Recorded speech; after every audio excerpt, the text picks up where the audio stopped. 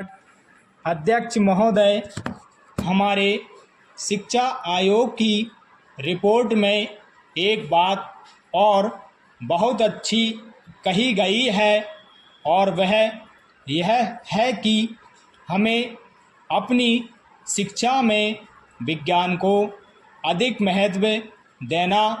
आज की दुनिया में यदि हम तेज़ी से उन्नति करना चाहते हैं तो इसमें कोई संदेह नहीं है कि विज्ञान की शिक्षा पर सबसे अधिक ध्यान दिया जाना चाहिए। लेकिन श्रीमान, मैं यह भी निवेदन करना चाहता हूँ कि विज्ञान के साथ साथ हमें अपने बच्चों की अन्य विषयों की शिक्षा पर भी समुचित ध्यान देना होगा। महोदय, जहाँ तक जनसंख्या की बात है उसके बारे में मैं निवेदन करना चाहता हूँ कि एक बार परिवार नियोजन के बारे में और जनसंख्या के बारे में चर्चा चल रही थी तो हमारे मित्र ने आलोचना करते हुए लिखा था कि हमारे सामने आज समस्या यह नहीं है। पैरा अध्यक्ष महोदय, राष्ट्रीय शिक्षा तथा अन्य भाषाओं के प्रश्नों पर मैं आज चर्चा नहीं करना चाहता।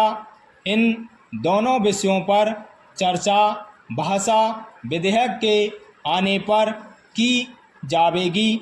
मैं यह चाहता हूँ कि हम इस बात पर विचार करें कि शिक्षा का माध्यम कौन सी भाषा हो। मेरे विचार में शिक्षा के हित में इस बात की अत्यंत आवश्यकता है कि अपने देश में मातृभाषा को या जिसको हम अपने देश की राष्ट्रभाषा कहते हैं उसको शिक्षा का माध्यम बनाया जाए। उच्चतम शिक्षा का माध्यम भी मातृभाषा होनी चाहिए। इसमें पाठ्य पुस्तकों की कठिनाई हो सकती है, लेकिन यह कहना कि जब तक पाठ्य पुस्तकें न बन जाएं तब तक मातृभाषा को शिक्षा का माध्यम न बनाया जाए, यह गलत तर्क होगा। यह तर्क अपनाया गया तो हम कभी भी मातृभाषा को शिक्षा का माध्यम नहीं बना पाएंगे।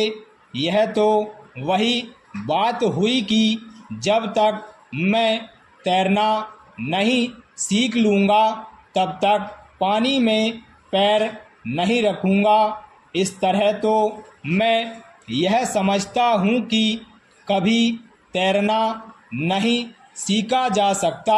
इसलिए एक बार यह फैसला ले लें कि मातृभाषा को शिक्षा का माध्यम बनाया जाएगा और तत्काल यह फैसला लेकर शिक्षा शास्त्रियों से कहा जाए कि वे तेज़ी से पाठ्य पुस्तकें तैयार करें या उनका अनुवाद करें। विज्ञान की शिक्षा के बारे में अक्सर कहा जाता है कि विज्ञान की पढ़ाई का माध्यम मातृभाषा में होने से बड़ी कठिनाई का सामना करना पड़ेगा। मैं इस बात को नहीं मानता। मैं तो यह मानता हूँ कि मातृभाषा में विज्ञान की शिक्षा देना सबसे आसान है। समाजशास्त्र की शिक्षा को मातृभाषा के माध्यम से सिखाने में शायद कुछ समय लगे, उसकी पाठ्यपुस्तकें बनने में शायद कुछ समय लगे, लेकिन विज्ञान की पढ़ाई के बारे में यह बात नहीं कही जा सकती। विज्ञान के फॉर्मूले ज्यों के त्यों रखे जा सकते हैं। विज्ञान की शब्दावली को भी ज्यों का त्यों रखा जा सकता है।